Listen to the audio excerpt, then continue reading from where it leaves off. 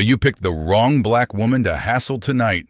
General Renee Carter's voice stays measured while Officer King wrenches her arm up between her shoulder blades. Metal cuffs clamp down too tight, pinching skin until she feels it tear.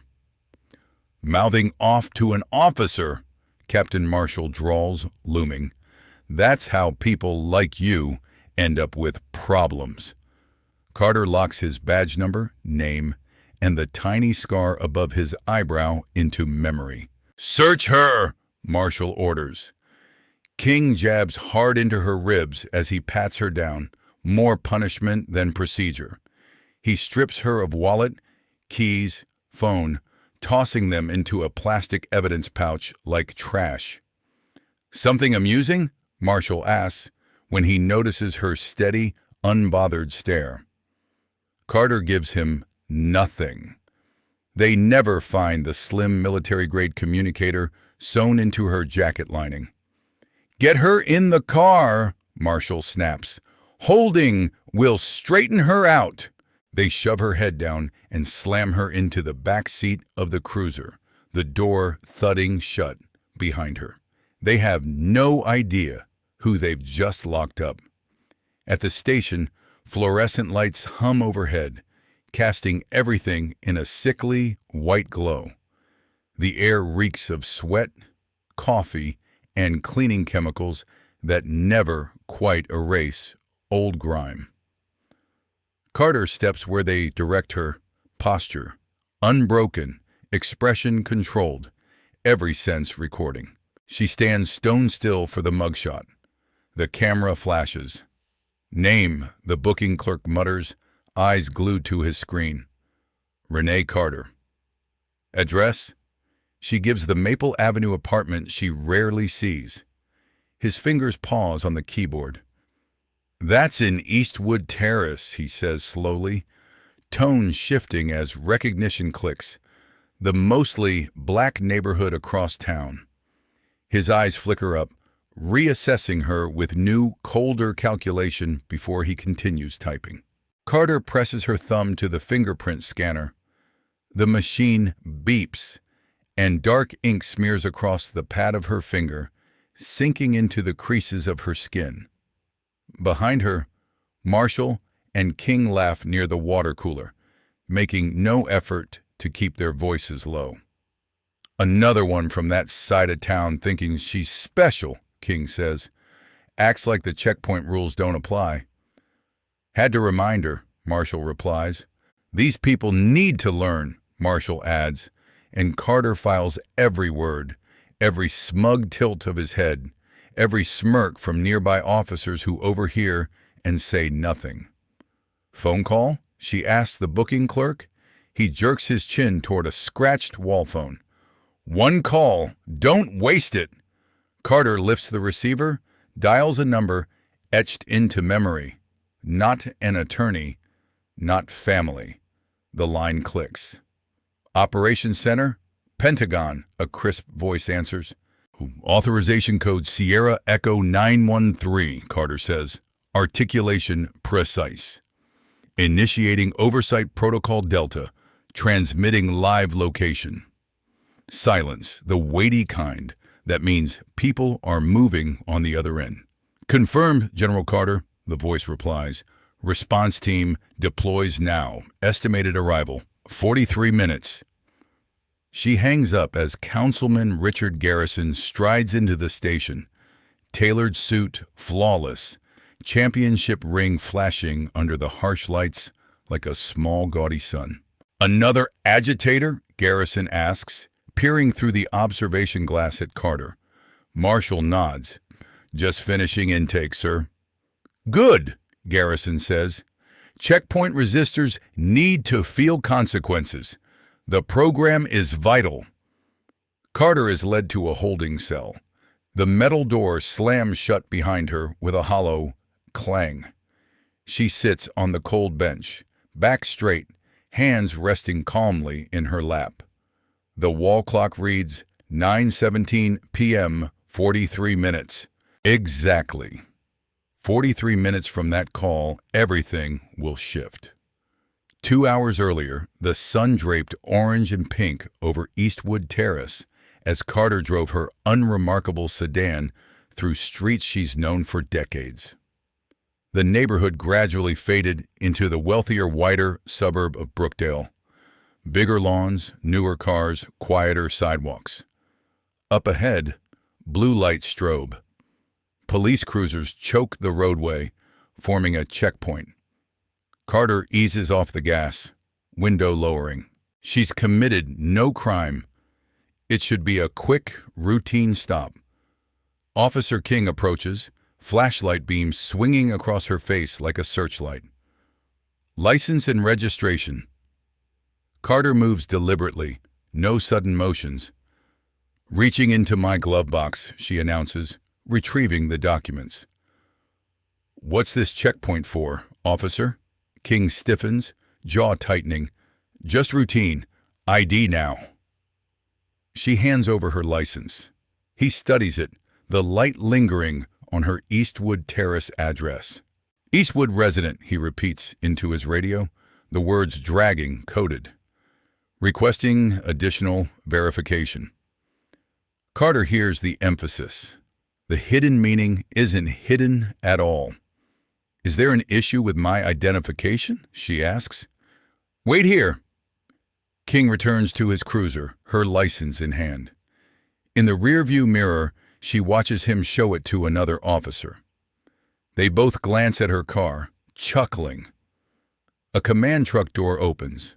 Captain Marshall steps out of the vehicle, moving with deliberate, theatrical authority. King points at Carter's sedan. Marshall nods once and walks toward her window. Step out of the car, ma'am, he says.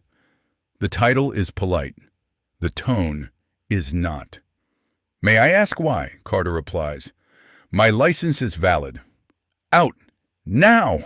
His hand rests casually on his holstered gun. We're running enhanced search protocols tonight. Carter knows the law better than most attorneys. Enhanced searches require specific, articulable suspicion. What criminal suspicion triggers this protocol, Captain? She asks. Marshall's face hardens like poured concrete. Out of the car, he repeats. She complies, every movement deliberate, visible. I'd like the record to reflect this. Appears to be selective enforcement, Carter says evenly. We determine what's selective, Marshall snaps. Hands on the hood. Now, I do not consent to a vehicle search without probable cause. Carter says, palms flat on the warm metal. Terry v. Ohio and Delaware vs. Prouse. Look at this one, King scoffs, stepping closer. We got ourselves a constitutional scholar. Carter doesn't flinch. I'm simply familiar with my Fourth Amendment protections. Marshall moves in, crowding her space. Your kind always want to complicate things. My kind, she repeats quietly. Troublemakers, he says, but the ugly implication hangs thick in the air. Other drivers watch from their cars, some lifting phones to record. Marshall notices, nodding toward another officer. Move them through. No filming. Officer Lopez starts waving vehicles past, telling people to put phones away. Carter memorizes faces, names, plates, badge numbers. Last chance, Marshall says. Consent to search or face obstruction. I decline, Carter answers. Supervisor, please. Her tone stays professional, precise. I am the supervisor, Marshall snaps. He nods to King. Detain her! King grabs her arm and yanks it behind her, twisting hard. Pain spikes through her shoulder like fire. Quit resisting, he shouts, though she's not fighting at all. I'm not resisting, Carter says clearly, projecting her voice so nearby dash cams pick it up. I'm complying under protest and invoking my rights. You don't get to tell us how to do our job, Marshall growls, stepping in close. Carter notices King's body camera. The red recording light blinks, then goes dark. Your camera seems to have malfunctioned, Officer King, she observes. Mind your own business, he mutters, tightening his grip until her fingers go numb. Training screams at her to break free. She could drop them both in seconds. She doesn't. Mission parameters hold. Not tonight. I'll be filing a formal complaint, she says instead. Marshall barks out a cruel laugh. Sure, file away. Councilman Garrison personally oversees checkpoint ops. Your complaint goes straight into his shredder. The metal of her watch presses into her wrist. Inside, a covert device records every word, every policy violation, every threat. Evidence stacks up with each second of petty abuse. Search the car, Marshall orders another officer. Sir, without a warrant, Carter begins. We've got checkpoint authority under City Ordinance 279, he interrupts. Signed last month. Rate it sometime. Carter has. She knows every flaw, every unconstitutional clause, exactly who championed it. Anything? Marshall calls toward her sedan. Looks clean, sir, the officer replies. Marshall's mouth twists, displeased. Check under the seats. These Eastwood folks always hiding something. Beneath the table of her cuffed hands, Carter presses a recessed button on her watch with one knuckle. GPS beacon activated. Pentagon systems now track her movements in real time, overlaying audio from the device. Still nothing, sir, the searching officer says. Marshall returns, irritation simmering. You're still interfering with a lawful checkpoint. That's obstruction, he declares. Citing constitutional rights isn't obstruction, Carter replies calmly, meeting his gaze. And now you're arguing, Marshall says. He nods once at King. Cuff her! Cold metal bites into her wrists as King deliberately ratchets the restraints tighter than necessary, turning discomfort into pain. Renee Carter, you're under arrest for obstruction and resisting a lawful checkpoint, Marshall recites, savoring each word. Carter notices a young woman in a nearby sedan quietly raising her phone. They lock eyes. Carter gives a tiny nod. You have the right to remain silent, Marshall continues, his Miranda recitation practiced but half-hearted. I'm familiar with my Miranda rights, Captain, Carter interjects. I assume you're transporting me to Brookdale Station. He hesitates at her composure. That's right, he mutters. I'll be exercising my right to a phone call upon arrival, she says. You'll get whatever we decide you get, King sneers, shoving her toward the cruiser. As they guide her away, Carter glances back at the checkpoint. Officer Lopez is rerouting another Eastwood Terrace driver into secondary screening, while 3 cars driven by white residents roll straight through with nothing more than a wave. Patterns emerge like data on a screen. Evidence keeps piling up. King forces her head down, again pushing her into the back seat.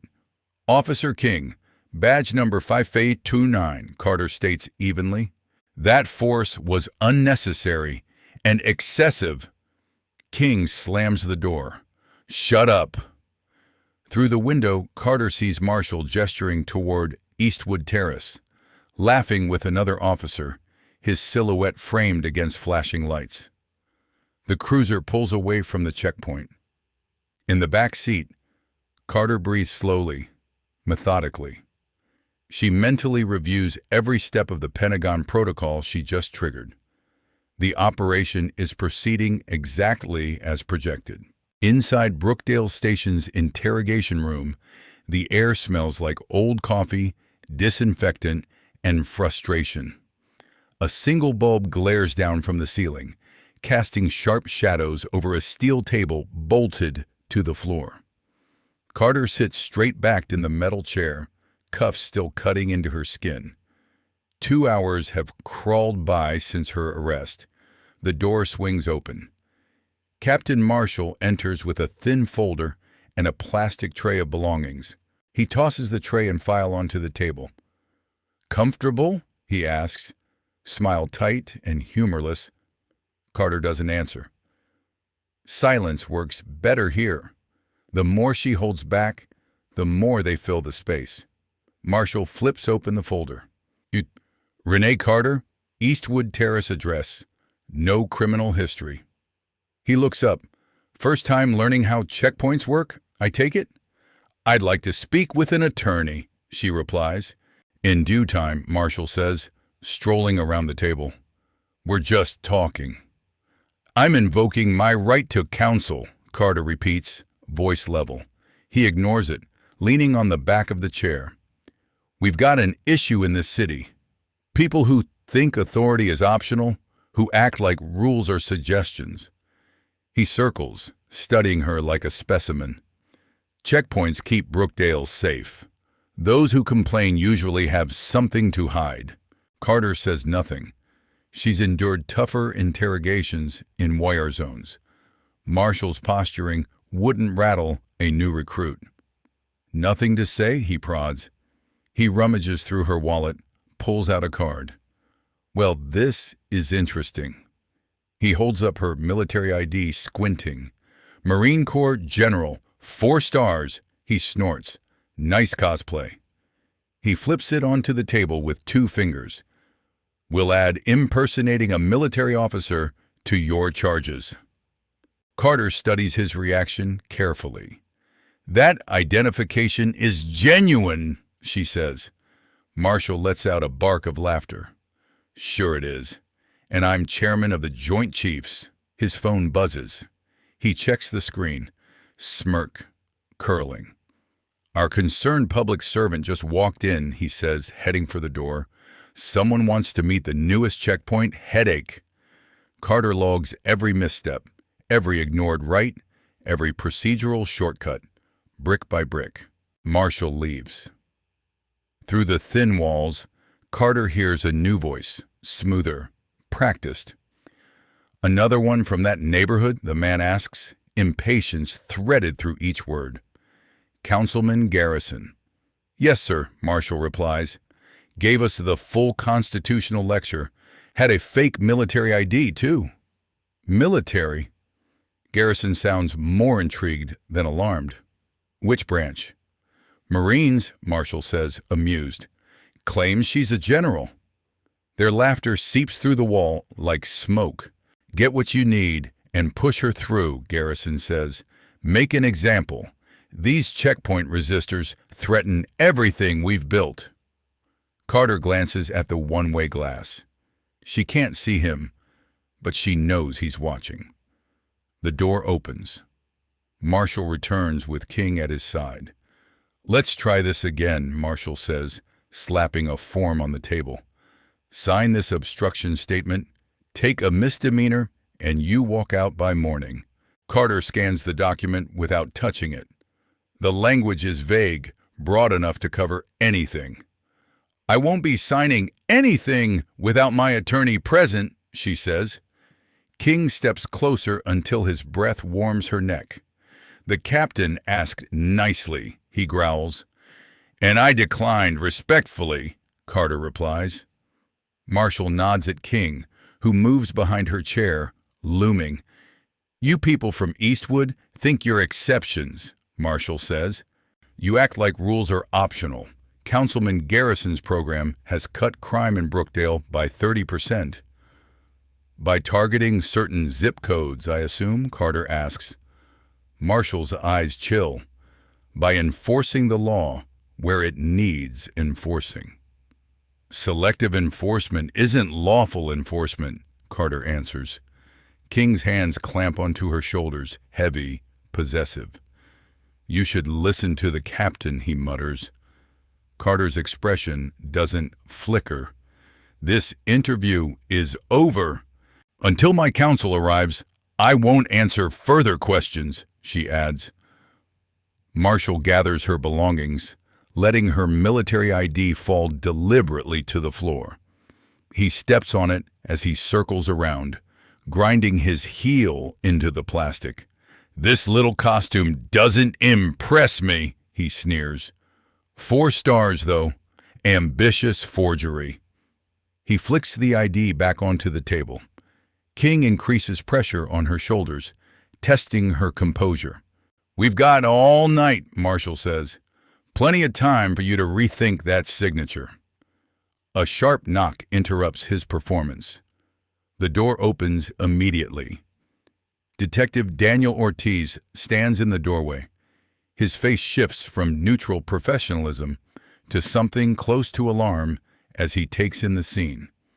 Handcuffed woman, looming officer, ID on the table.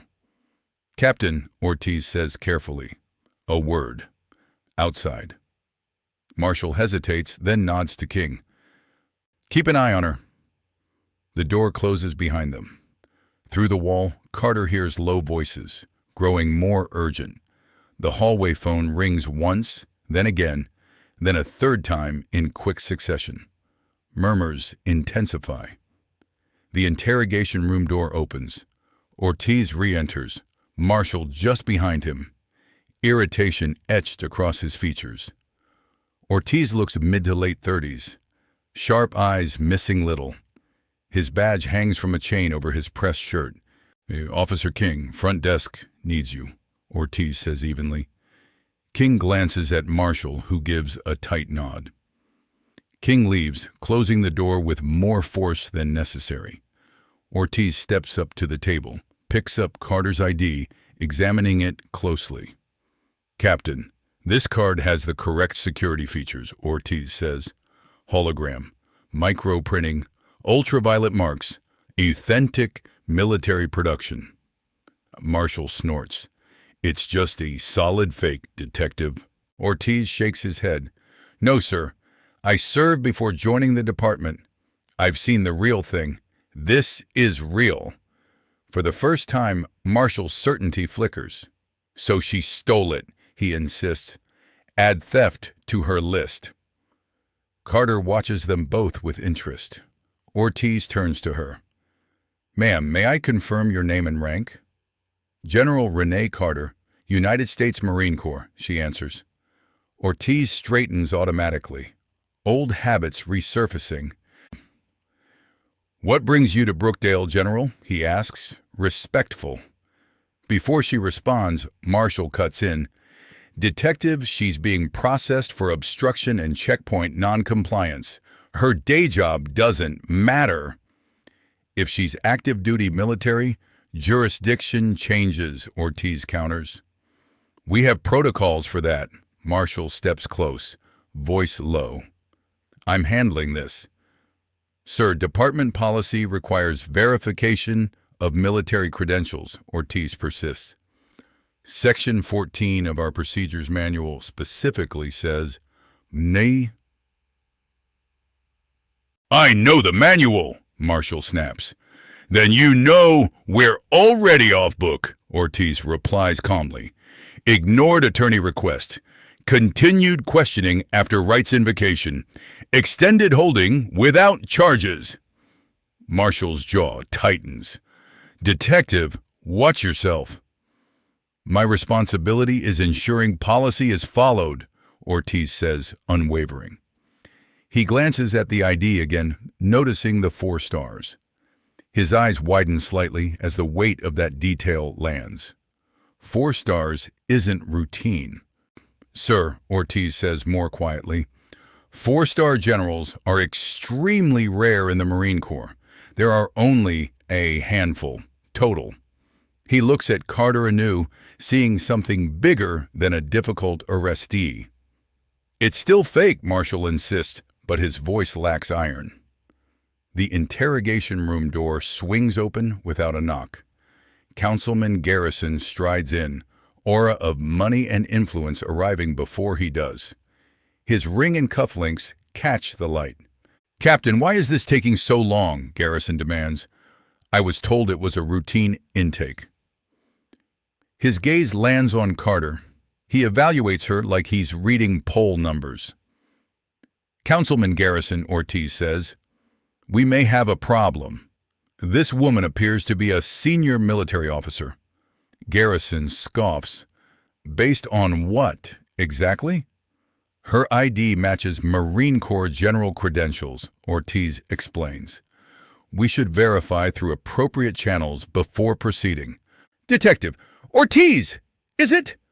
Garrison checks the nameplate. Your dedication to procedure is noted. Now let the captain do his job. Ortiz doesn't move.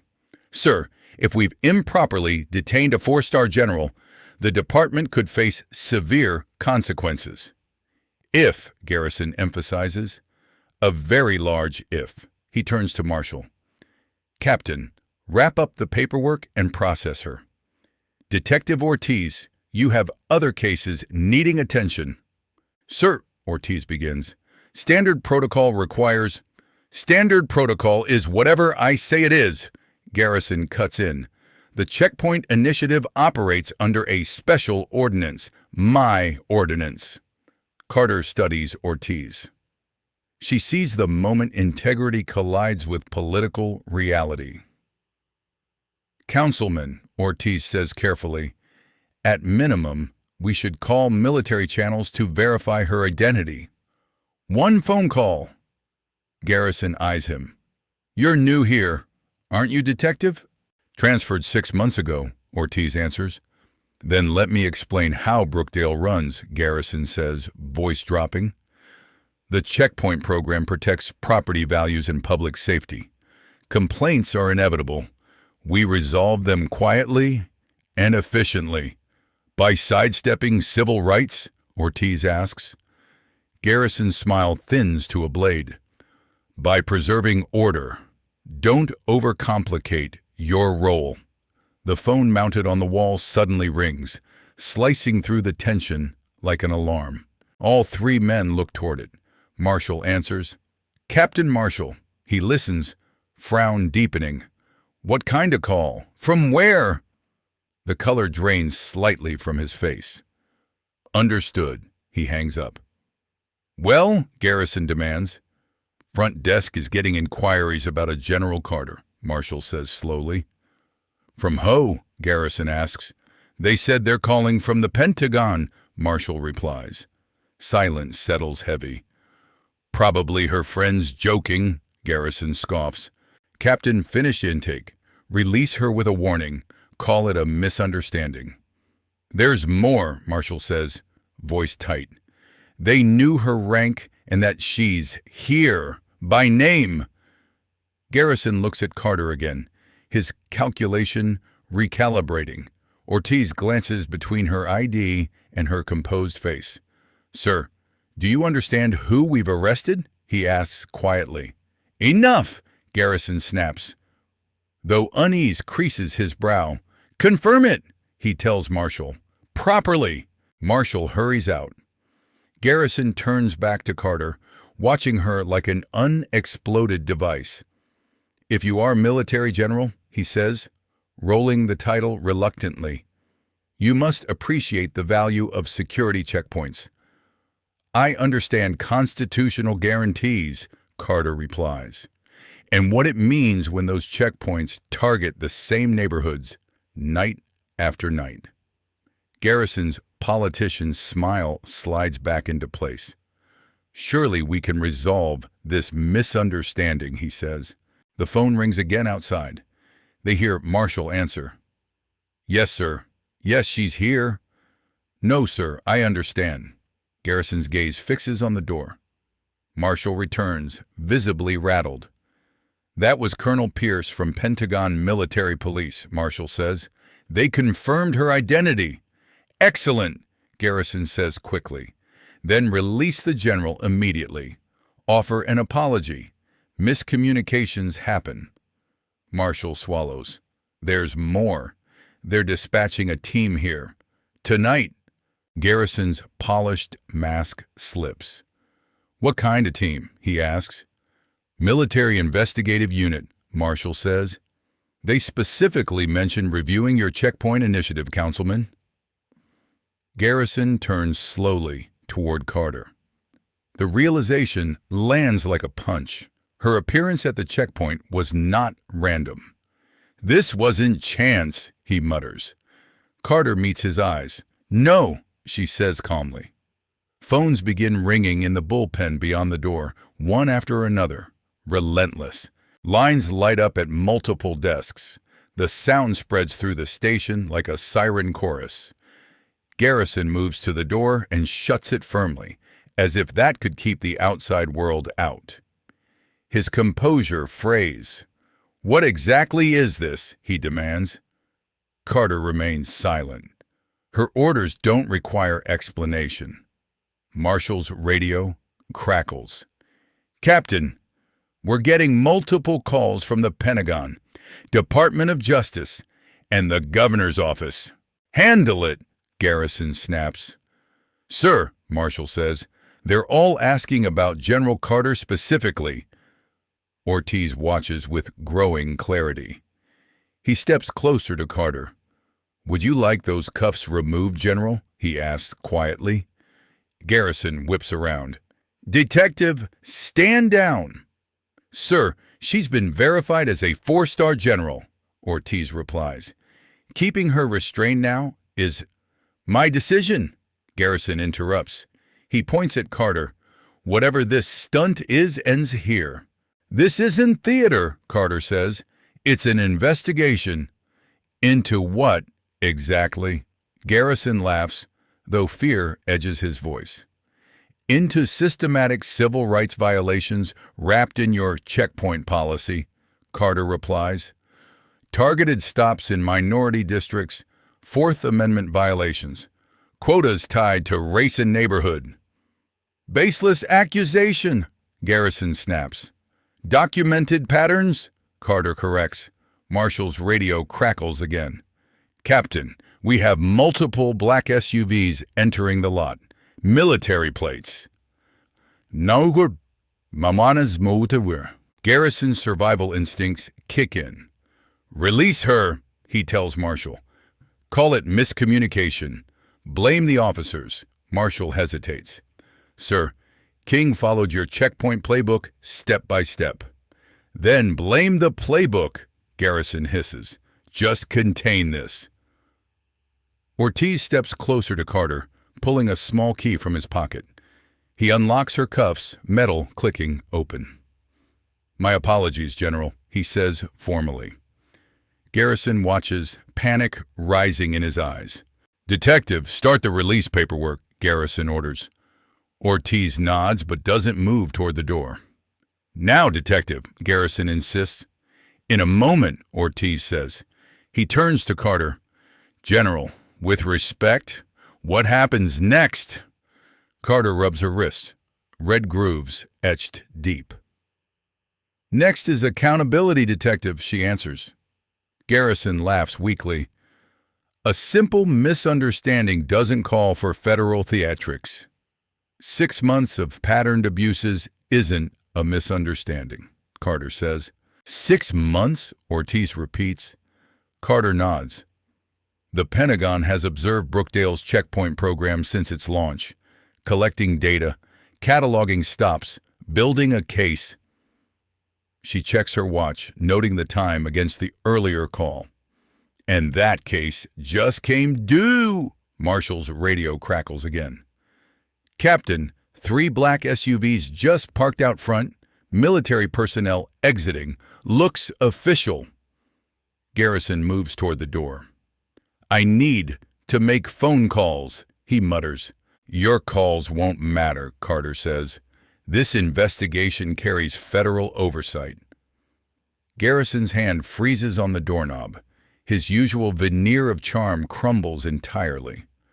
Ortiz moves closer to Carter, lowering his voice. He slides a small USB drive across the table, fingers shielding the motion.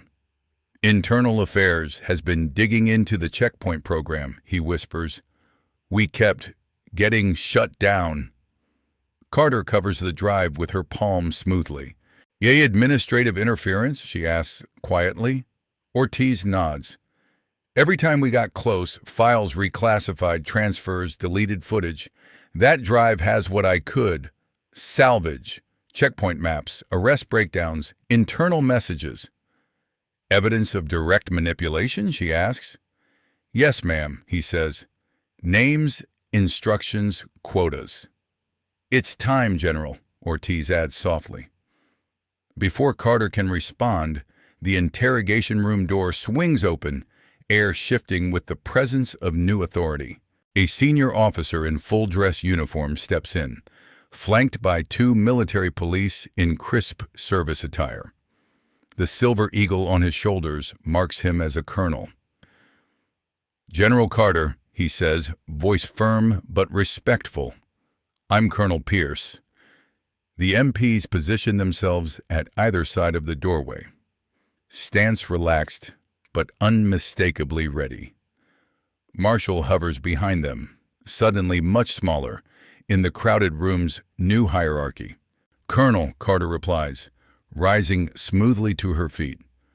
We received your protocol activation, Pierce says. Military police and investigative teams are on site. He glances around the room, the scuffed table, the recently removed cuffs, the ID card. His gaze hardens. I've spoken with the Pentagon, DOJ, and the governor's liaison, he continues. They're all very interested in Brookdale's checkpoint operations. Garrison appears in the doorway, face tight, eyes darting. Colonel Pierce, Councilman Richard Garrison, he introduces himself quickly, extending a hand that Pierce does not take immediately. I oversee the public safety initiative you're referring to. I'm aware, Pierce replies coolly. We'll discuss your program in detail. Garrison's smile strains. I'm sure we can clarify everything. Just a few overzealous officers? We'll determine that, Pierce interrupts. His attention returns to Carter. General, are you injured? Nothing requiring medical evacuation, Carter says. Cuffs were applied excessively tight. Shoulder was wrenched during arrest. Denial of counsel. Selective enforcement at checkpoint. Pierce nods once, already logging each point. Noted. He turns to Ortiz. Detective, you're Ortiz? Yes, sir, Ortiz answers. You verified her credentials and challenged procedure? I tried, sir, Ortiz says. Met resistance. Pierce's expression shifts slightly. Recognition of rare integrity in a compromised environment. That will also be noted, Pierce says. Garrison steps further into the room. Colonel, there's no need for adversarial framing, he insists. Our goal has always been safety. Safety for whom? Carter asks, gaze steady. Garrison ignores her. We've reduced crime by 30%, he says. Our constituents feel more secure. Except the ones being disproportionately stopped, searched, and arrested, Carter counters. Primarily residents of Eastwood and similar districts. Pierce raises a hand, quieting the room. We'll sort the numbers and the narratives, he says. For now, General Carter is released into military custody. He nods to the MPs, who step aside for her instead of toward her.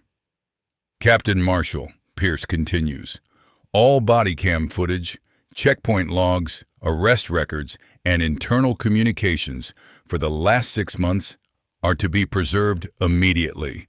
No deletions, no edits, no exceptions, Marshall swallows. Some files have already. Then we'll trace what's missing, Pierce says. Tampering would be unwise. His tone leaves no room for misunderstanding. Garrison draws himself up.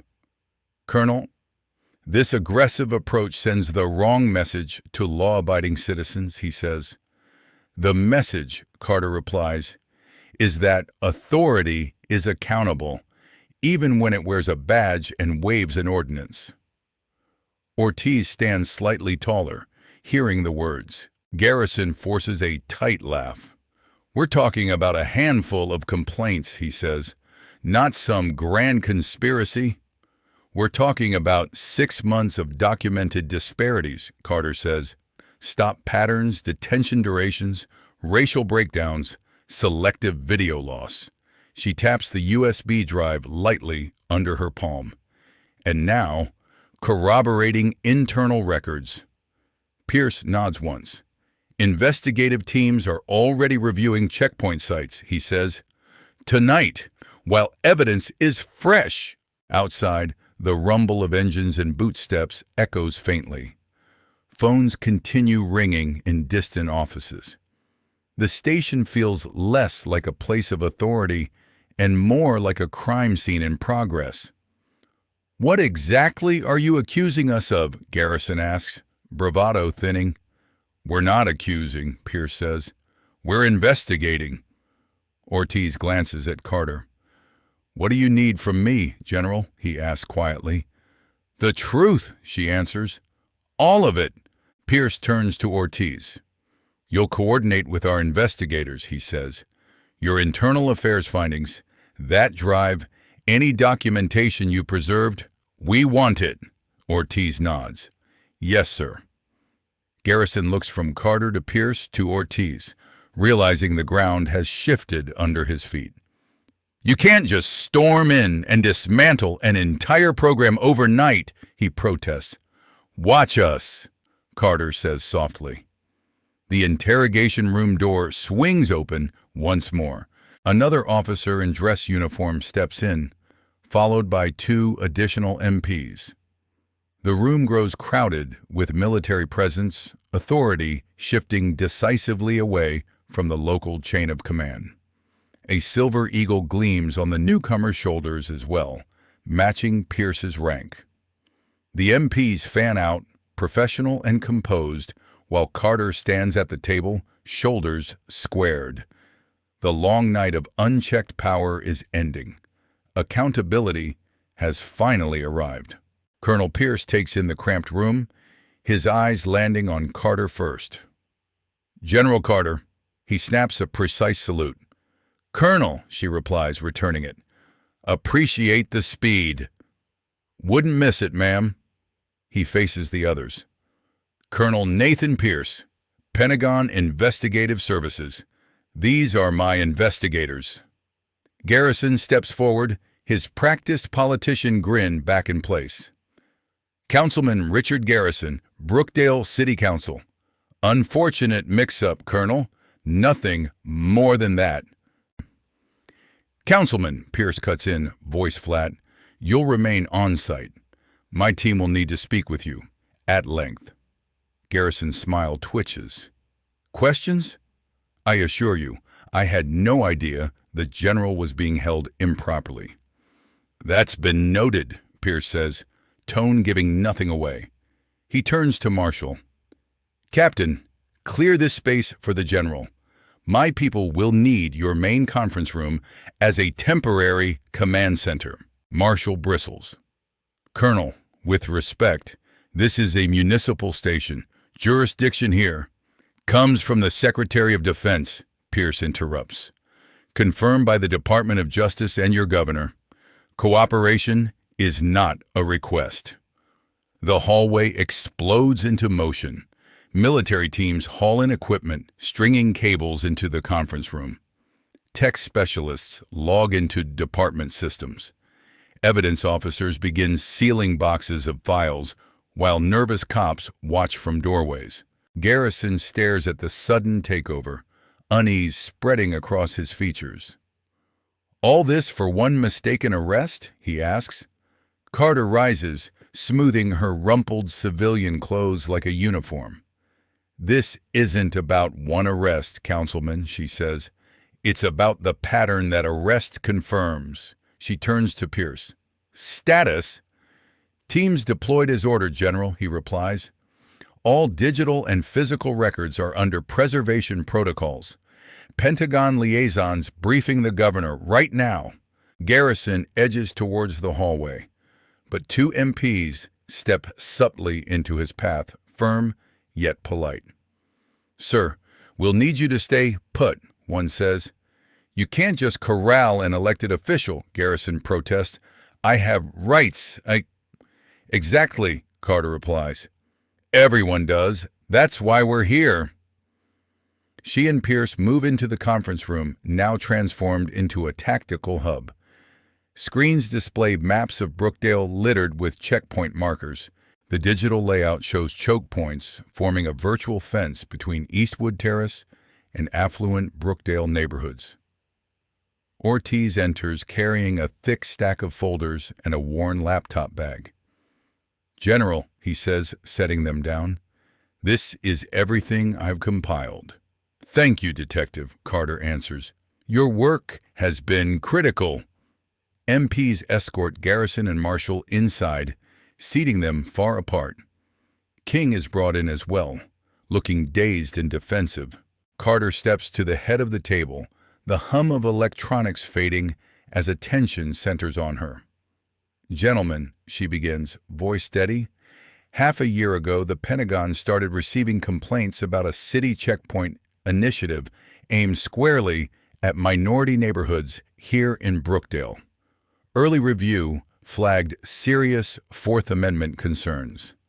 Continued surveillance uncovered something even more alarming." She nods to a tech who brings the largest monitor to life. A map appears, pulsing with data points. Red circles cluster over Eastwood Terrace and similar districts, while wealthier areas remain mostly untouched. This overlay, Carter explains, shows arrest locations originating from checkpoint stops.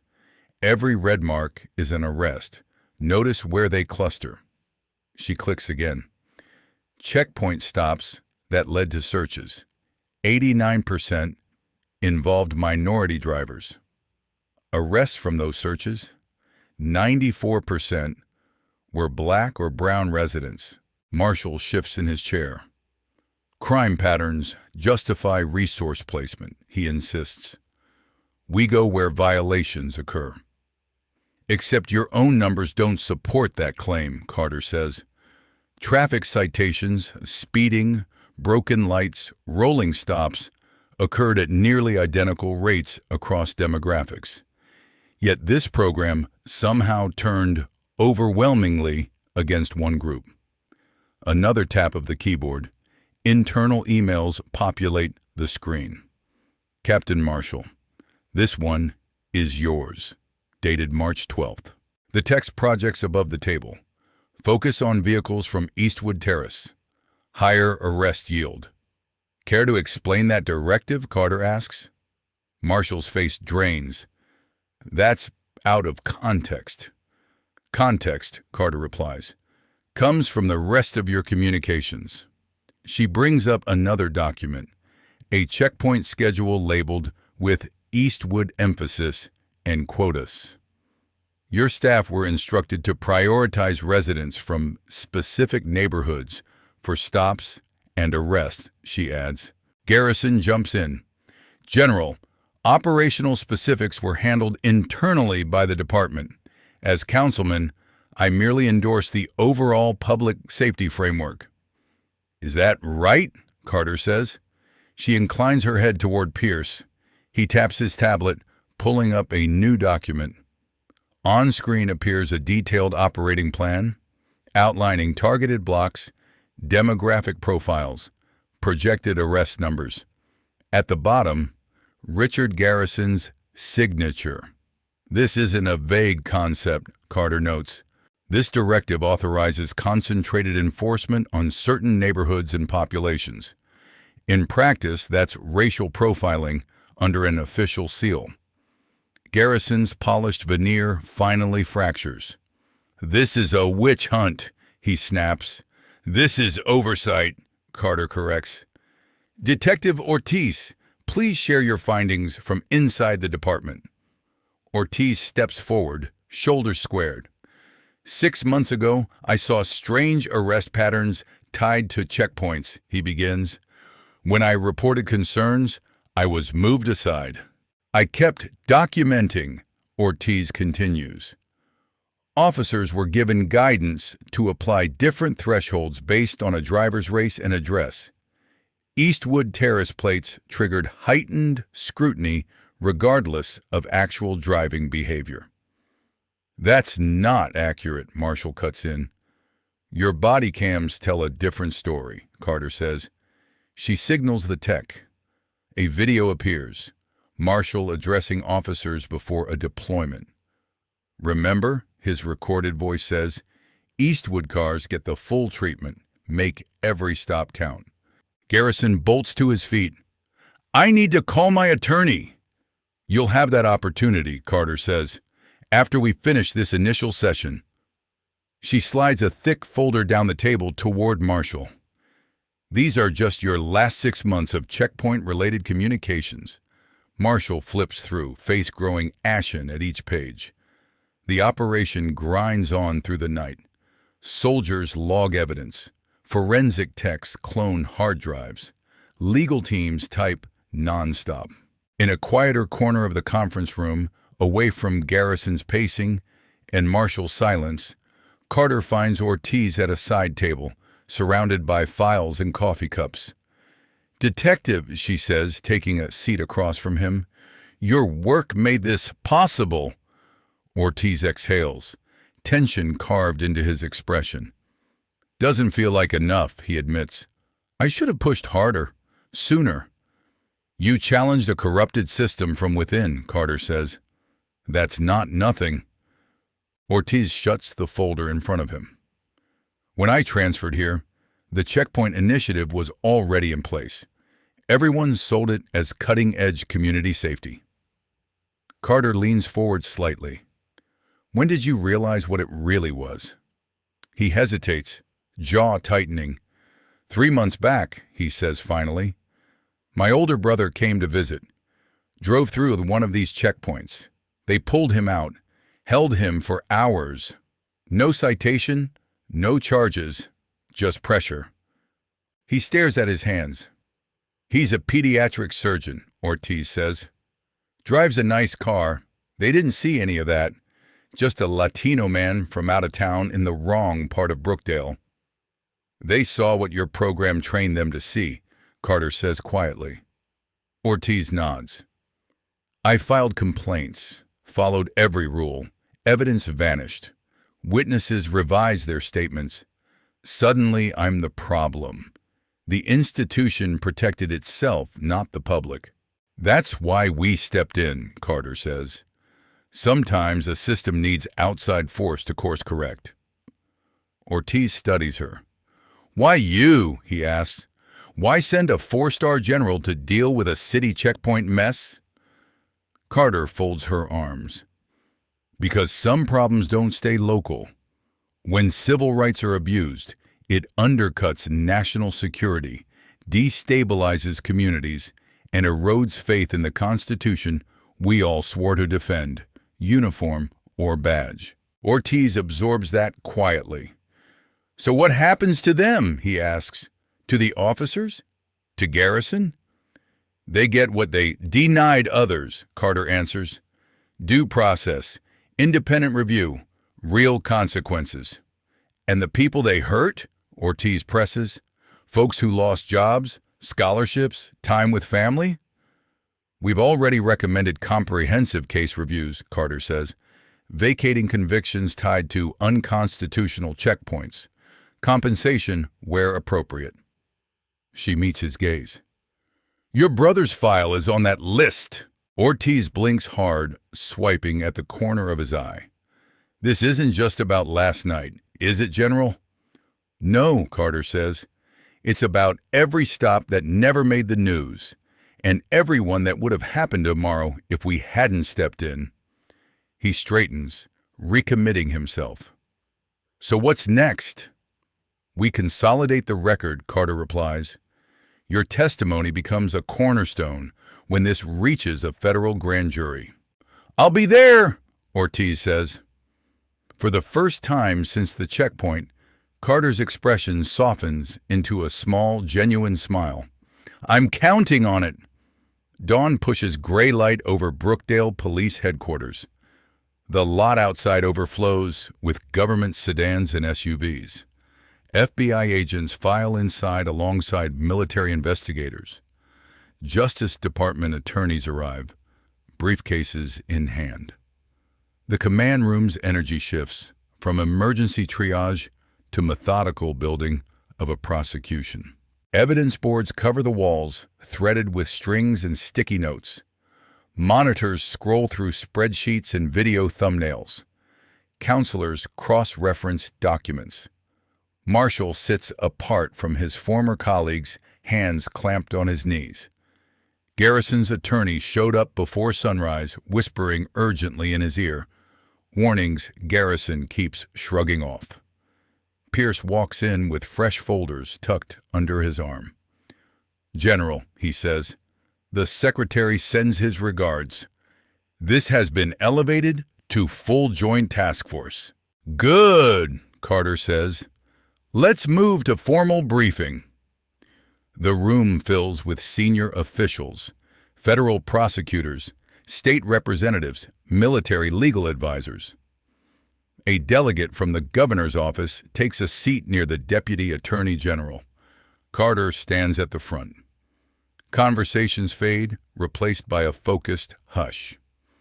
"Ladies and gentlemen," she begins, "what started as routine monitoring evolved into clear evidence of systematic constitutional violations and sustained abuse of authority. Today," Carter continues, "I'll lay out our findings in 3 categories: visual documentation, audio recordings, and written records." She gestures toward the main display. "We'll begin with visual evidence." The first video plays. A car with Eastwood Terrace plates approaches a checkpoint. The driver, a nurse in scrubs, answers politely, provides documents, shows no signs of impairment. Officers order her out, search the car without consent, then cuff her for obstruction when she objects. This sequence repeats across hundreds of stops, Carter says. Another clip, a split-screen comparison. On one side, white drivers get waved through or lightly questioned. On the other, minority drivers from Eastwood Terrace and neighboring districts endure prolonged questioning, exhaustive searches, then arrests over minor or manufactured pretexts. Checkpoint cameras captured stark racial disparities, Carter explains. White drivers were stopped roughly 8% of the time. Black drivers, over 80%. Garrison raises a hand. Splicing footage can create illusions, he argues. You're showing hand-picked moments. These are your station's unedited files, Councilman, Carter replies. Full timestamps, intact audio, complete sequences, not highlight reels. She shifts to a glowing heat map. Checkpoint placements never ringed higher crime commercial zones, she notes. Instead, they form a barrier around Eastwood Terrace and similar communities, intercepting residents commuting to jobs, schools, and shopping centers. Marshall stirs. Crime patterns justify resource placement, he insists. We go where violations occur. Except your own pre-programmed traffic study, Carter says, switching to another window. It shows recommended enforcement corridors far from current checkpoint locations. Your experts suggested different sites entirely, she points out. Those recommendations were disregarded, she moves on. Second category, audio evidence. She cues up another file. Wilson's, Marshall's voice fills the room. Councilman wants more Eastwood arrest, Marshall's recorded voice says. Make it happen. Another voice, clearly King, asks, even if there's no obvious cause? Marshall responds, then find one. Broken light, failure to signal, anything. Get them out of the vehicle and you'll turn something up. Garrison pushes to his feet. Those recordings could be fabricated, AI-generated, whatever your people cooked up. Voice analysis confirmed identities, Carter answers. Recorded during official PRE deployment briefings. She plays another clip. This time, Garrison's voice. The checkpoint program has 2 tracks, he says. Public safety is what we sell. Property values are why we actually do it. Keep that element where it belongs, in Eastwood, not spilling into our neighborhoods. Garrison sinks slowly back into his chair. My wrist device recorded our entire interaction at the checkpoint and station, Carter explains, including every comment you assumed wouldn't be heard. Officials exchange glances, understanding that they're listening to unfiltered intent. Finally, Carter says, we have documentary evidence. Emails, texts, and policy memos fill the screen. One from Marshall. Use checkpoint quota system as discussed. Garrison wants higher numbers from Eastwood demographic. Charts appear next. Arrest rates by race, search rates by address, outcomes by demographic group. These aren't isolated incidents, Carter says. They form a coherent, discriminatory pattern. Side-by-side arrest reports appear next. Same alleged violation. Failure to signal, Carter narrates. White driver. Verbal warning. No search. Black driver from Eastwood. Full vehicle search. Arrest. Vehicle impound. Scroll after scroll shows similar pairs. But the origin of this program is the most revealing, she continues. Development plans, real estate proposals, and campaign finance records come up. Councilman Garrison accepted substantial contributions from developers eyeing revitalization of Eastwood Terrace, she explains. Their strategy depended on pushing current residents out, Carter says. Checkpoint harassment lowered quality of life, made daily travel miserable, and depressed property values. Once residents left or lost homes, developers swooped in at bargain prices. She turns back to the room. Civil rights weren't collateral damage. They were currency. Garrison's attorney tugs his sleeve, whispering frantically. Garrison shakes his head. This is a political hit job, he insists, all staged. The documents and recordings disagree, Carter replies. And now we add one more layer. She nods to Ortiz. He plugs in his USB drive. Detective Ortiz undertook an internal probe, buddy, Carter says. He documented operation details from inside the system at considerable personal risk. Ortiz stands. I gathered proof of quotas targeting certain districts, he says. I cataloged instructions to lean harder on Eastwood drivers and disregard complaints about unconstitutional stops. His files appear. Performance reviews praising officers for Eastwood productivity. Schedules parked outside black churches on Sundays, Latino-owned businesses on paydays, community centers on youth program nights. Most disturbing, Ortiz continues, was how complaints vanished. Forms marked resolved with no investigation. Witness statements rewritten. Video files overwritten or corrupted. Residents who tried to follow procedure were effectively shut out. The room quiets as the system's self-protection becomes undeniable.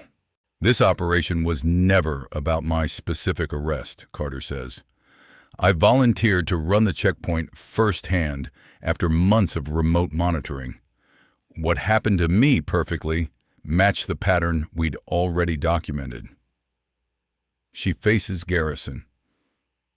Your program trampled the Fourth Amendment, targeted communities by race, and buried any attempt at accountability. A Justice Department official rises.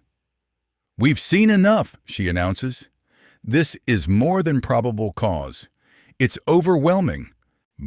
Councilman Garrison, she continues, you face potential federal civil rights charges, conspiracy, and obstruction counts. Garrison looks frantically from face to face. This is all a misunderstanding, he protests. The objective was always public safety. The record says otherwise, Carter answers. You claim I engineered last night? Entrapment? Garrison seizes on it. Exactly. You went there to provoke misconduct. I drove through a public checkpoint, Carter replies. My only provocation was existing, just like hundreds of your own constituent, she adds. She brings up one final document. This is the classified authorization that launched the Pentagon's role, she explains. Signed by the Secretary of Defense after multiple service members reported discriminatory treatment at your checkpoints while in uniform or commuting from base. Garrison finally seems to grasp the full scope. He turns to his attorney, panic flooding his features. The attorney's expression is grim. The fact-gathering phase is complete, Carter announces. From here, federal prosecutors will determine precise charges. A Pentagon analyst connects another laptop. This dataset predates the 6-month window, he says. We've tracked these practices back 3 years. FBI agents move toward Marshal King and several other officers flagged in the evidence. Justice Department attorneys approach Garrison. Councilman Richard Garrison, the lead prosecutor, says, "You are under federal investigation for civil rights violations and related offenses." Garrison bolts upright. "I have to address the media," he says desperately. "Shape the narrative before this gets distorted." He strides toward a side exit. Military police are already there. Posture calm, but immovable. A week later, in Washington, D.C., a Capitol Hill hearing room buzzes with reporters, staffers, and observers. General Renee Carter sits alone at the witness table, now in full-dress uniform. 4 stars glint against dark fabric. Rows of medals line her chest. The committee chair raps a gavel. This hearing of the Senate Committee on Civil Rights and Public Safety will come to order, she says. General Carter, thank you for appearing. Carter adjusts her microphone. Thank you for the opportunity, Madam Chair. Please summarize the Pentagon's findings regarding the Brookdale Checkpoint Initiative, the chair requests. Carter begins. Roughly 6 months ago, the Department of Defense received multiple reports from service members detained at city checkpoints. Initial review uncovered patterns of discriminatory enforcement, she continues, concentrated on minority neighborhoods, particularly Eastwood Terrace. Our joint investigation with the Department of Justice documented consistent violations of constitutional protections. She walks the committee through the evidence, maps arrest data, recordings, financial ties. Drivers were pulled from their vehicles, searched, and held without probable cause, Carter explains. When they asserted their rights, officers escalated charges instead of respecting lawful boundaries. A senator leans forward. General, why was the Pentagon involved rather than leaving this solely to the Justice Department? The earliest complaints came from active duty personnel and veterans, Carter says. They described treatment that mirrored what civilians later reported. Because this implicated our people and the rights they fight to defend, we collaborated closely with Justice to ensure a comprehensive response. It was never a turf question. It was a constitutional one.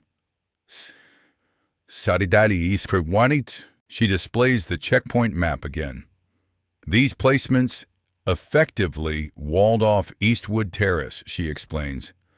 Residents faced heightened scrutiny simply for driving out of their neighborhood on the way to work, to school, or to shop. Charts show arrest ratios. Black drivers were arrested at 7 times the rate of white drivers for equivalent alleged violations, she says. The disparities remained even after controlling for offense, severity, and prior history. Compounding that, Carter adds, is the role of political leadership. Councilman Garrison personally pushed directives emphasizing Eastwood and similar communities. Emails and recordings show he framed this as protecting property values. Another senator asks, "What's the current status of key actors?" Councilman Garrison faces federal civil rights and corruption charges, Carter answers. Captain Marshall and several officers have been indicted. The checkpoint program has been fully dismantled and barred from re-implementation. Now, most importantly, she continues, all convictions linked to unconstitutional checkpoint activity are undergoing expedited review for vacatur and possible restitution. The chair nods. General, your decision to personally subject yourself to this system was unusual, she says. Why take that risk? Carter answers without hesitation. Some systems only reveal their true nature through lived experience, she says. As a black woman and a senior officer, I could highlight that gap starkly. A sympathetic senator speaks up. I also want to acknowledge Detective Daniel Ortiz, he says. His courage in documenting abuses from inside the department was remarkable. Detective Ortiz, would you please stand?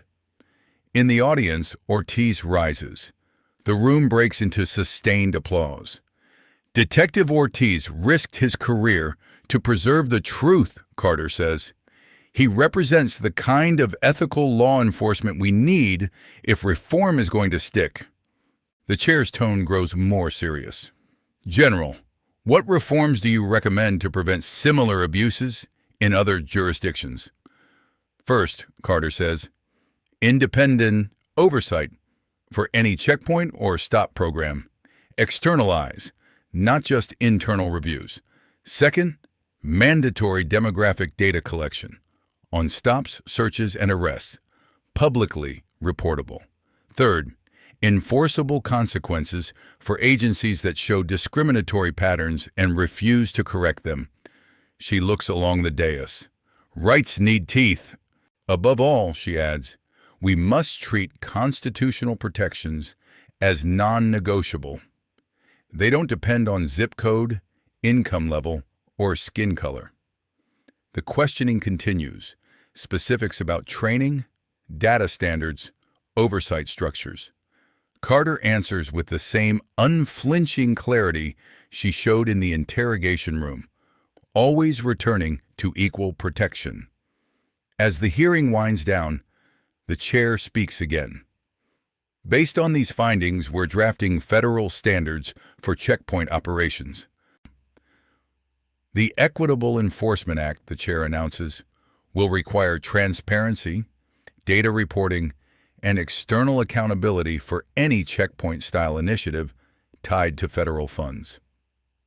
After adjournment, Carter meets Ortiz in a hallway lined with cameras and reporters. The committee was impressed, she tells him. The FBI's Civil Rights Division has extended you an offer. Ortiz smiles, a little stunned. I've accepted, he says. If we want systems to change, someone has to work inside them. And your brother? Carter asks. Record cleared, Ortiz replies. He's back at the hospital and helping organize a class action suit with other victims. Carter nods. Justice can be slow, she says, but persistence shifts it. And good people pushing, Ortiz adds. 2 months later, in a packed community center in Eastwood Terrace, residents gather for a town hall with the city's newly appointed police chief. Carter, in a simple blazer and jeans, sits quietly in back. She watches as Ortiz, now acting as a federal community liaison, facilitates conversation between residents and uniformed officers. The new chief explains policy changes, mandatory active body cams, public dashboards showing stop data, a civilian oversight board with disciplinary authority. After the meeting, an older woman approaches Carter. You're the general, aren't you? She asks. The one who shut those checkpoints down. Carter smiles. I helped expose what was already broken, she says. You did more than that, the woman insists. My grandson got picked up at one of those stops. Lost his scholarship because of it. Now his record's cleared, and he's back in college. I'm glad he's getting that chance back, Carter says. He wants to be a lawyer now, the woman adds proudly. Says somebody needs to know the law on our side. Carter's smile deepens. He's absolutely right. One thing I don't get, the woman continues. You're a general. You could have flashed that ID and walked away the minute they pulled you over. Why let them arrest you? Carter thinks for a moment. Because most people don't have rank to shield them, she says. The system has to work for everyone, or it's not justice. If it only protects the powerful, it's just another weapon. The woman nods slowly. My grandson says the same. He's studying cases now, teaching his friends what to say if they get stopped. Good, Carter says. Knowing your rights is the first step to defending them. Outside, Ortiz waits with a government sedan to drive her to the airport. Heading back to the Pentagon? He asks as she climbs in. For now, Carter answers. But Brookdale was just the start. Your checkpoint's gone, Ortiz says, as they drive past the intersection where she'd been pulled over months earlier. The road looks almost ordinary now. Cars passing freely. No flashing blue lights. No barricades. But the work's not, he adds. Carter watches families crossing the street, kids on bikes, workers heading to late shifts. This is what real security looks like, she says. Not roadblocks and harassment, just people moving without fear. Back in D.C., the committee chair gavels another session closed. Our hearing is adjourned, she announces, but our responsibility continues. Stepping outside into bright sunlight, General Carter pauses on the Capitol steps, breathing in the cool air. Months later, in a secure Pentagon conference room, she stands before a wall of displays showing data from cities nationwide. Red and green indicators dot a map of the country, each representing a checkpoint program under review. Pierce enters with fresh folders tucked under his arm. Implementation of the new oversight protocols is on schedule, he reports. 17 departments have voluntarily revamped or canceled their checkpoint practices to comply. And the ones resisting, Carter asks. Justice has opened investigations into 9 jurisdictions with patterns that look way too much like Brookdale, Pierce says. On the main screen, certain regions glow with familiar, troubling signatures, concentrated stops, skewed outcomes, buried complaints. The Brookdale model's working, Pierce notes. We're identifying structural discrimination earlier, before it hardens into another full-blown crisis. Carter nods, studying the numbers. And our own people, she asks. Reports from service members about civil rights concerns are down 63%, Pierce answers. The direct reporting pipeline's helping. Troops can flag local abuses to us in real time now, instead of hoping someone listens later. Carter's secure phone vibrates softly. A message from Ortiz flashes on the screen. Garrison sentenced. 5 years federal. Restitution program approved for checkpoint victims. Carter exhales slowly. Justice delayed, not denied. Her aide knocks lightly, then steps in. General, your next appointment is waiting. A young black woman in Air Force blues enters, posture straight, but eyes troubled. Lieutenant Jasmine Walker, she says, recently stopped at a checkpoint outside Maxwell Air Force Base. Lieutenant Walker, Carter says, shaking her hand. Thank you for coming forward. Walker salutes crisply. Ma'am, I wasn't sure reporting it mattered until I read about what you did in Brookdale, she says. thought maybe this was just how it is. Every incident matters, Carter replies. Your experience lines up with others from that area. Patterns are built from individual stories. Walker takes a breath. What happens now, ma'am? Now we track the pattern, Carter explains. We gather reports, cross-check with local data, and see whether this is negligence or something systematic. Either way, we make sure the Constitution applies on both sides of the checkpoint.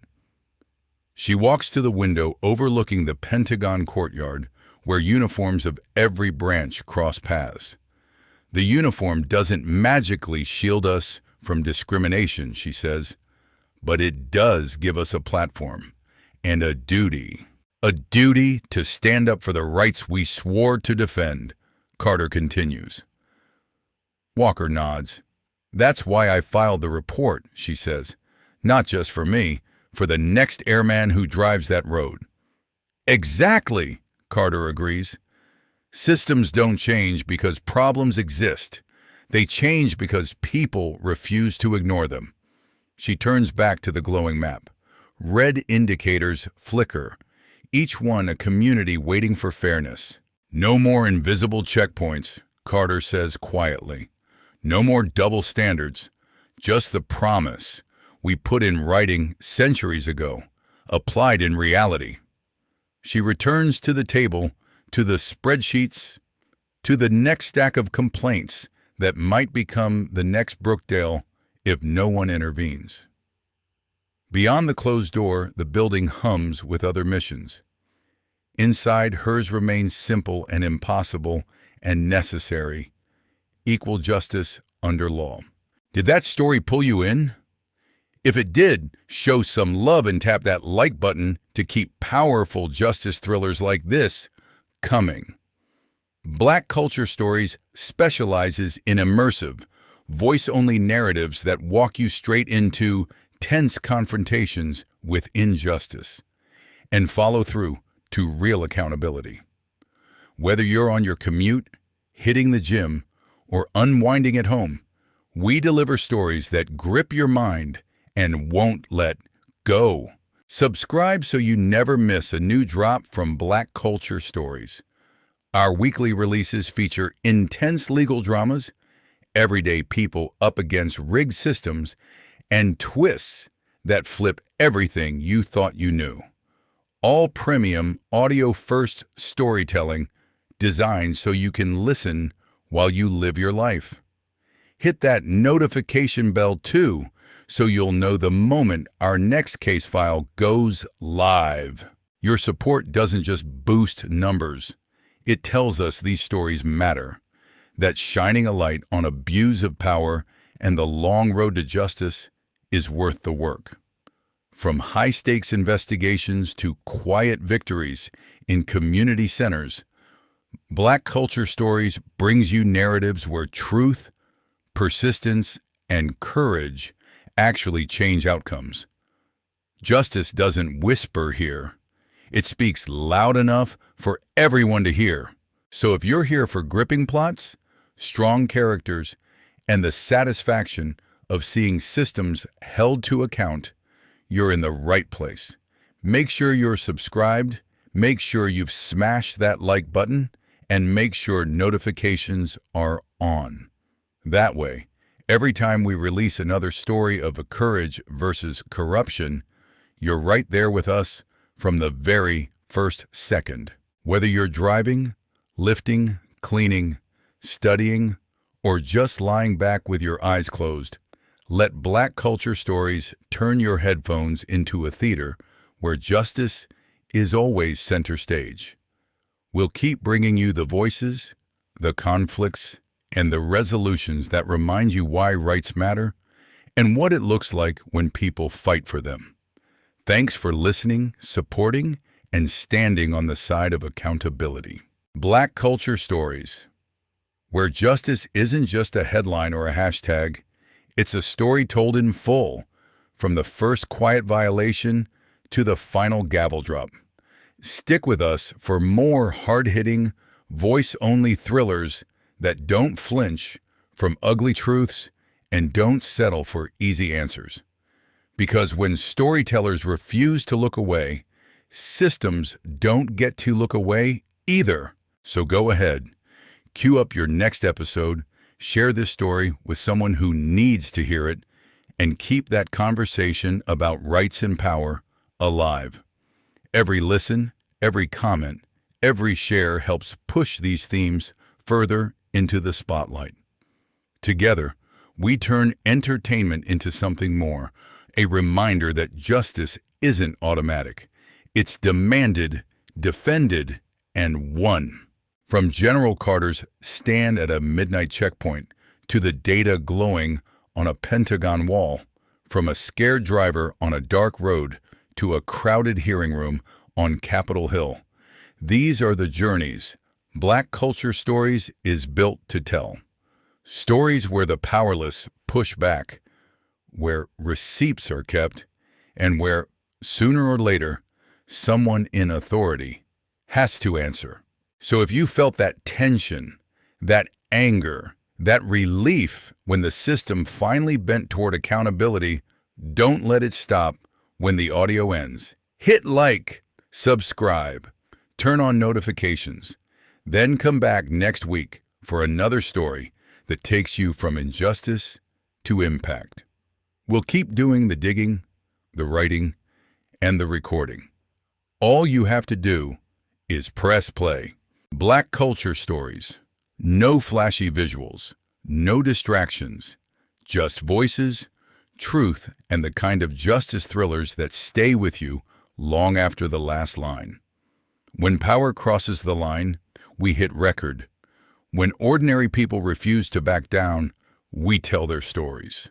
Join us, stay locked in, and remember, justice speaks loudest when we all choose to listen. That's Black Culture Stories, where every episode puts you right at the heart of the fight for fairness. One voice only, thriller at a time.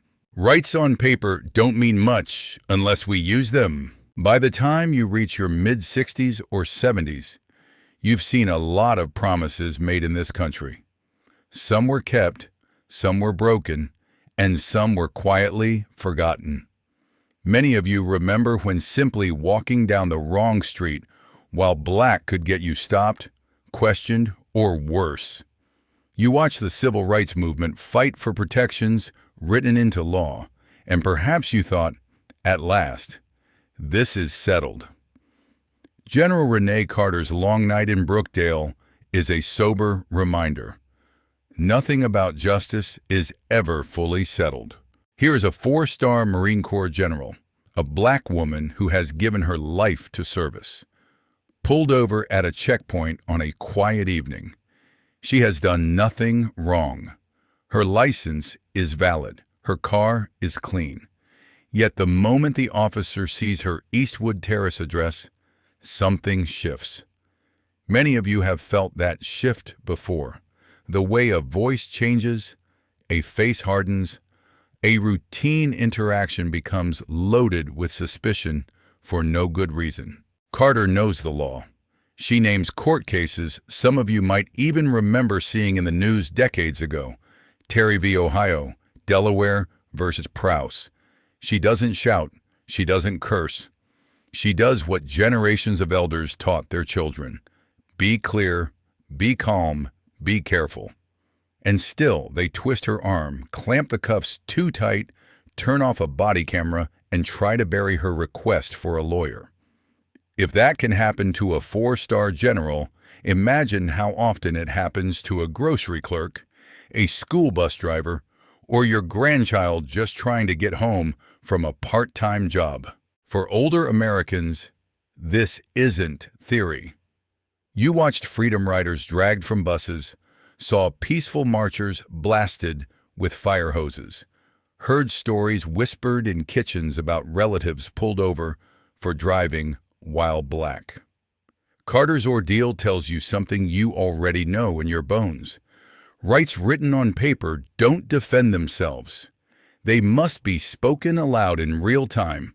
I do not consent to this search. I am invoking my right to counsel. and backed up later by people willing to demand answers. That is why Carter memorizes badge numbers, watches which cars get waved through, notes every slur, every smirk, every deviation from policy. It's the same habit many of you developed years ago, quietly noticing who gets followed around the store, who gets extra random checks at the airport, who gets questioned for simply existing in the wrong zip code. Her story is not meant to scare you, but to validate what you've seen and remind all of us, the Constitution is not a museum piece. It's something ordinary people have to reach for and insist on, again and again. Receipts, allies, and institutions can turn the tide. One thing older generations know well is that just complaining rarely changes much. You probably remember neighbors who said, "That's just how it is," and others who quietly kept records, dates, names, times, until they had enough evidence to force a real conversation. In Brookdale, that quiet, stubborn habit meets modern tools and old-fashioned courage. General Carter doesn't just suffer through the checkpoint. She comes prepared. Her watch is a recording device. Her communicator links straight to the Pentagon. When she makes that simple phone call from a grimy wall phone in the station, authorization code Sierra Echo 913, she is doing what many of you did when you finally said, "I'm taking this higher." But she also does what you've told your children and grandchildren. Don't just bring anger, bring proof. On the other side of that call, institutions begin to move. Military police, Justice Department lawyers, state officials. For many of you, the system has often felt like something that works for other people. You've seen complaints disappear, videos lost, files misplaced. Yet here, the system is forced to look at itself because the receipts are undeniable. Body cam footage, checkpoint maps, arrest numbers, internal emails, audio clips, financial records tying a polished councilman's public safety talk to private profit. And then there is Detective Daniel Ortiz. Some of you will recognize him right away, a good man in a bad system, trying to do right without losing his job. He's the officer who doesn't laugh at the racist joke, the employee who refuses to adjust the numbers, the church member who insists we can't look the other way. Inside the police department, he gathers what he can, saves files before they're wiped, and hands Carter a small USB drive that contains what many of you have carried in notebooks and file folders over the years. The truth no one wanted to see. Carter's rank matters? Yes. The Pentagon's muscle matters.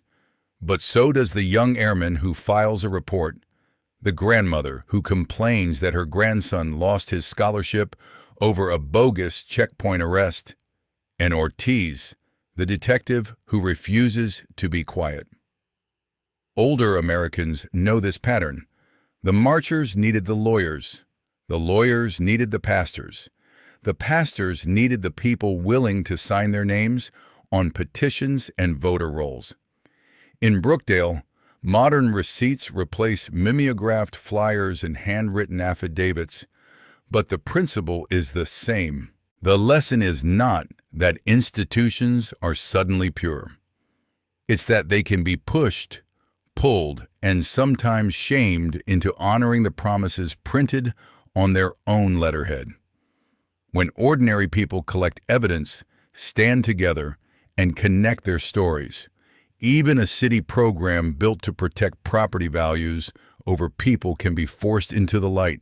Real change is slow work, but it's the legacy we leave. If you have lived through more than 6 decades of American life, you know that change almost never happens overnight. You've seen task forces that produced nothing but reports, and big speeches that led to small results. That's why the Brookdale story doesn't end the night Carter walks out of the station or even when the black SUVs pull up.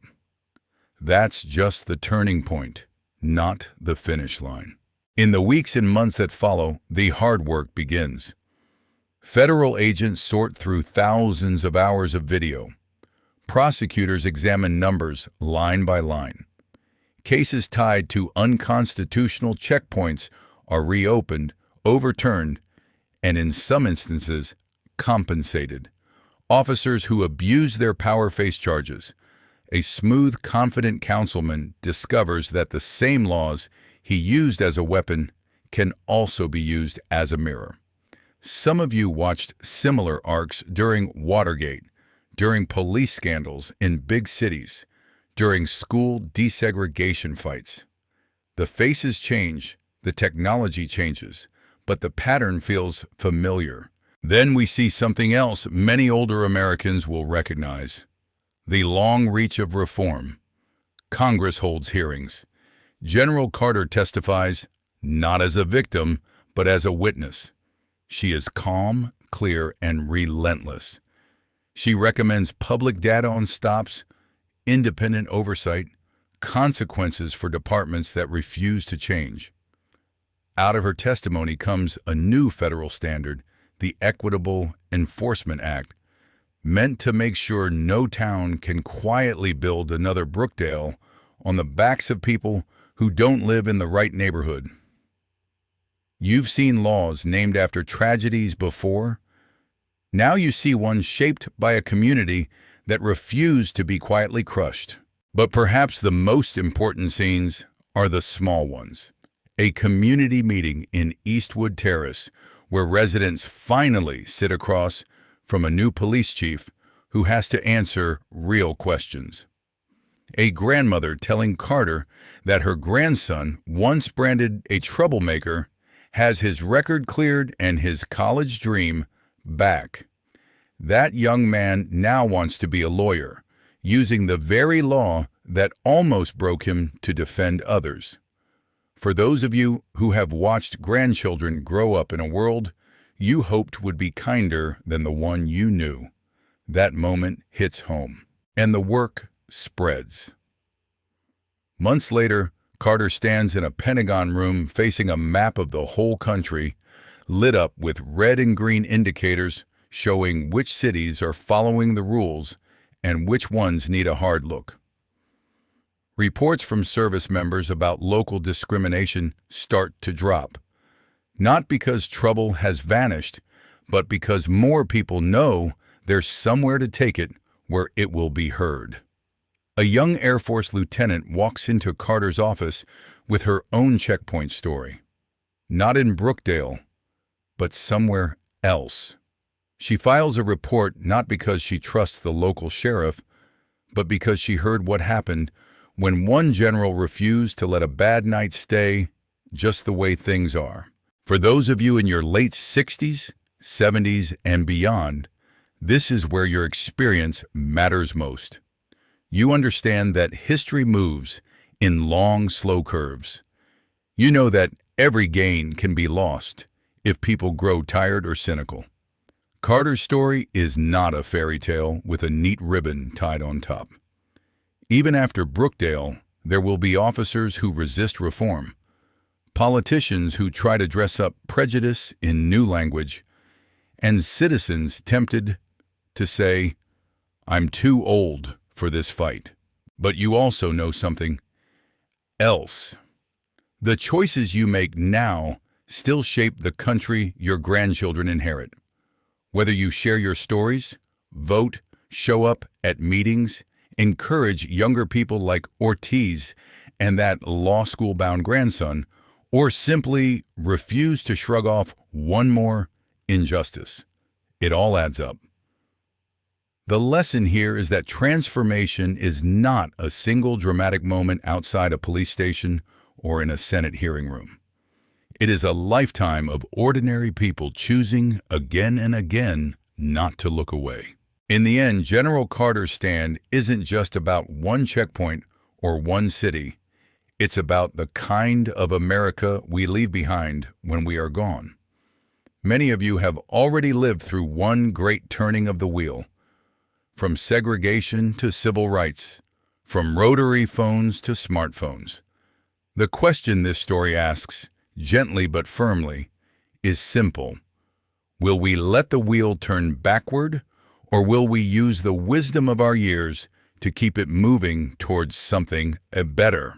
If General Carter's journey from that late-night checkpoint to the Senate hearing room and finally back to the streets of Eastwood Terrace stirred something in you, I'd love to hear it.